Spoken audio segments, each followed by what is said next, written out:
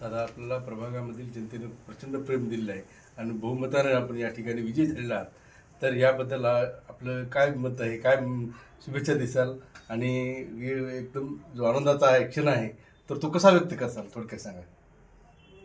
तुमच्या चॅनलच्या माध्यमातून प्रभाग क्रमांक 5 मधील सर्व जनतेचाच हा विजय आहे आणि ही जी माझा विजय मी जनतेला समर्पित करतो.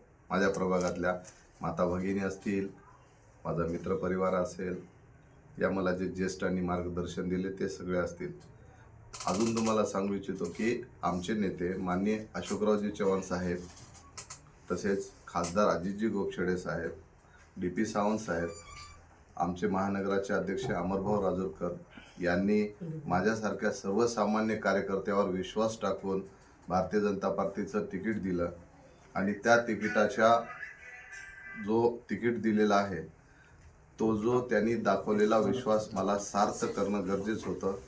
त्यामुळं आम्ही आमच्या पॅनलमधील सर्व उमेदवार हे चारीच्या चारी कमळाच्या निशाणावर प्रचंड बहुमताने विजयी झालेले आहेत. आणि आता सेलिब्रेशन म्हणत असाल तर सेलिब्रेशन वगैरे काही नाही आहे. मुळामध्ये इतके दिवस आम्ही जमिनीवर राहून जे काम केलं आहे, नगरसेवक म्हणजे नगराची सेवा करणारा, तर इतके दिवस म्हणजे अधिकृत नव्हतो, परंतु जनतेनं आज आम्हाला अधिकृतरित्या सेवक म्हणून निवडलेला आहे आणि पुढील 5 वर्ष आम्ही 100% त्यांचं सेवक म्हणूनच काम करू. आपण हे आम्ही आमचा प्रभाग हा कसा सर्व शहरामध्ये चांगला आणि व्यवस्थित राहील यासाठीच आमचं पॅनल म्हणून सर्वांची मानसिकता झालेली आहे आणि त्याच पद्धतीने आम्ही पुढील 5 वर्ष काम करू.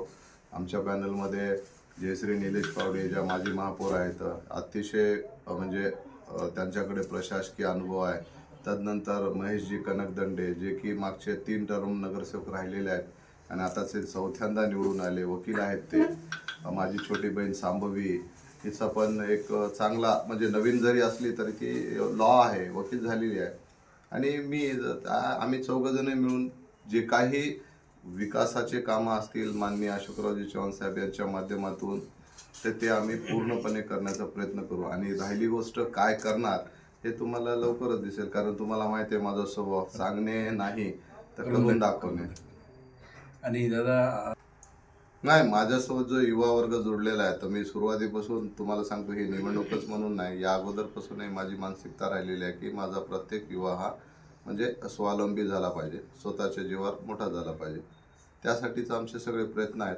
केंद्र शासनाच्या, राज्य शासनाच्या अनंत अशा योजना आलेल्या आहेत.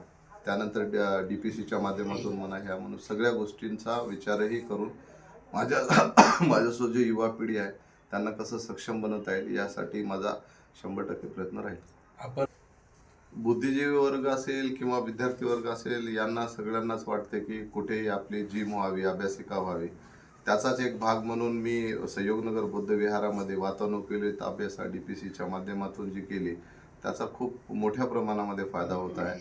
आणि माझ्या प्रभागामध्ये आता जे हर्षनगर जोडलेलं आहे, माझा तो संकल्प असेल की हर्षनगरच्या बुद्ध विहारामध्ये पण भिक्खू निवास असेल, कुटी असेल आणि तिथं वातानुकूलित अभ्यासिका.